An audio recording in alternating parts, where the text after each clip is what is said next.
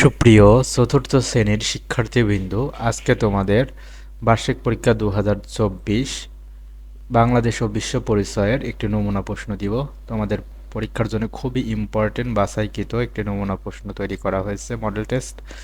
এই মডেল টেস্টে তোমরা যদি পড়ে যেতে পারো অনেকটাই কমন পেতে পারো, 70 থেকে 80%, এমনকি তার বেশিও কমন পেতে পারো। তো তো তোমার নমুনা প্রশ্নে তোমাদের যে পরীক্ষাটি হবে সেটা হচ্ছে 2.5 ঘন্টা, পূর্ণ মার্ক থাকবে 100। তো 1 নম্বরে থাকবে সঠিক উত্তর বাছাই করে লেখো যে কোনো 5টি। তো তোমার 1 নাম্বার দেখো, কুয়াকাটা সমুদ্র তীরে কয়শো বছরের পুরনো 2টি কুয়া রয়েছে। 2 নম্বর প্রশ্ন, পৃথিবীর মোট স্থলভাগের কত ভাগ এলাকা জুড়ে এশিয়া মহাদেশ অবস্থিত। তো এখান থেকে তোমার যেটা সঠিক উত্তর সেটাই তোমাকে লিখতে হবে, তুমি বই থেকে বের করে অবশ্যই পড়বা। 3 নাম্বার, কোন মাস থেকে কোন মাস পর্যন্ত বর্ষা ঋতু। 4 নাম্বার, বাংলাদেশের কোন সময় ঘূর্ণিঝড় হয়। 5 নাম্বার, লক্ষণ সেন কোন যুগের রাজা ছিলেন। 6 নাম্বার, বাংলাদেশের প্রথম গঠিত সরকারের নাম কি। 7 নাম্বার, কোন কারণে বাংলাদেশের জনসংখ্যা বৃদ্ধি পাচ্ছে। তো এখানে দেখো 7টি প্রশ্ন দেওয়া ছিল, এর মধ্যে তোমাকে যে কোনো 5টি প্রশ্নের উত্তর দিতে হবে। তো তুমি 5টি প্রশ্ন উত্তর দিতে পারলে 10 মার্ক পেয়ে যাবে। এরপরে তোমাদের 2 নম্বরে প্রশ্ন থাকবে বাম ডান মিল করা। তো এখানে একটি খুবই গুরুত্বপূর্ণ বাম ডান দিয়ে রাখছি, তোমরা অবশ্যই এটি মিলকরণ শিখে যাবে।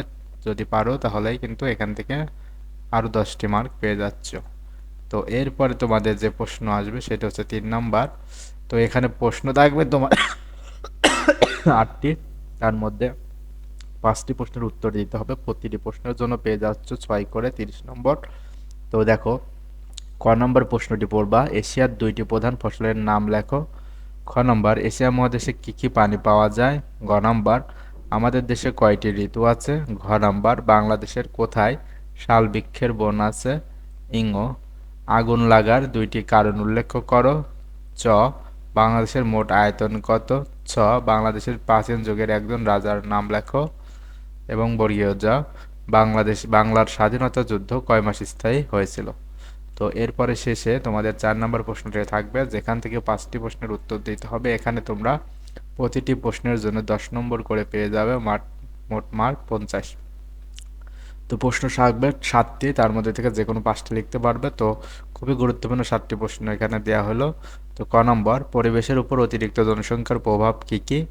খ নম্বর, বাঙালি সংস্কৃতি কোন বিষয়টি তোমার সবচেয়ে পছন্দের এবং কেন।